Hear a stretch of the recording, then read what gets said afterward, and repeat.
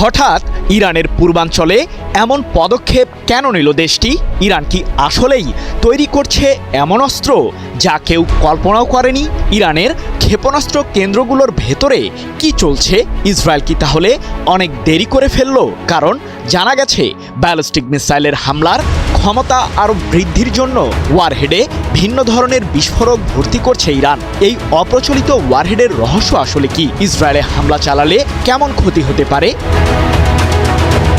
ইসরায়েলের বিরুদ্ধে আরেকটি যুদ্ধের জন্য ব্যাপক প্রস্তুতি নিচ্ছে ইরানের সর্বোচ্চ প্রতিরক্ষা বাহিনী আইআরজিসি। শত্রুর বিরুদ্ধে দূরপাল্লার মিসাইলকে আরও শক্তিশালী করার জন্য এবার নতুন পরিকল্পনা হাতে নিয়েছে তেহরান। এরই মধ্যে সেই পরিকল্পনা অনুযায়ী কাজও শুরু করেছে আয়াতুল্লাহ আলী খামেনির দেশটি। প্রশ্ন হলো, কি সেই পরিকল্পনা? আইআরজিসির সামরিক বহরে থাকা ব্যালিস্টিক ক্ষেপণাস্ত্রগুলোর জন্য অপ্রচলিত ওয়ারহেড তৈরি করছে ইরান। সাম্প্রতিক এক প্রতিবেদনে এমন তথ্যই জানিয়েছে যুক্তরাজ্য ভিত্তিক সংবাদ মাধ্যম ইরান ইন্টারন্যাশনাল, যাকে ঘিরে চরম উত্তেজনা বিরাজ করছে ইসরায়েলের প্রধানমন্ত্রী বেনিয়ামিন নেতানিয়াহুর দরবারে। এর মাঝেই মার্কিন প্রেসিডেন্ট ডোনাল্ড ট্রাম্পের সাথে ইরান প্রসঙ্গে আলোচনা করতে যুক্তরাষ্ট্রের ফ্লোরিডা অঙ্গরাজ্যে গেছেন নেতানিয়াহু। যে কোনো সময় আবারও শুরু হবে ইরান ইসরায়েলের নতুন যুদ্ধ, এমন শঙ্কাই জানিয়েছেন সমরবিদরা। সংবাদ মাধ্যম ইরান ইন্টারন্যাশনালের দাবি, আইআরজিসির অ্যারোস্পেস ফোর্স ইরানের পূর্বাঞ্চলে ক্ষেপণাস্ত্র লঞ্চার মোতায়েন করেছে, যা ইহুদিবাদী দেশটির বিরুদ্ধে ইরানের যুদ্ধের পূর্ব প্রস্তুতি হিসেবেই বিবেচনা করা হচ্ছে।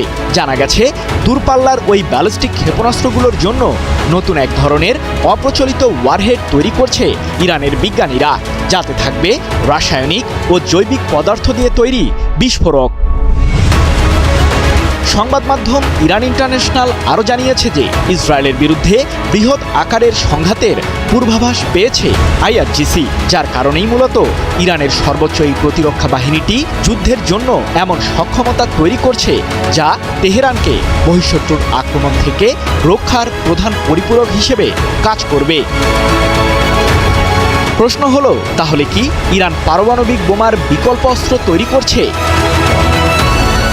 এ প্রসঙ্গে এখন পর্যন্ত বিস্তারিত কিছু না জানা গেলেও সম্প্রতি ইসরায়েলের একজন কর্মকর্তা নাম প্রকাশ না করার শর্তে দেশটির একটি সংবাদ মাধ্যমকে জানিয়েছে যে ইরান যদি ইসরায়েলের সাথে ভবিষ্যৎ যুদ্ধে একযোগে বিপুল সংখ্যক ক্ষেপণাস্ত্র নিক্ষেপ করে, তাহলে সেটি ছোট পারমাণবিক বোমার সমান ক্ষতি করতে পারবে, যার ফলে বিলিয়ন বিলিয়ন মার্কিন ডলার ক্ষতির মুখে পড়বে তেল আবিব।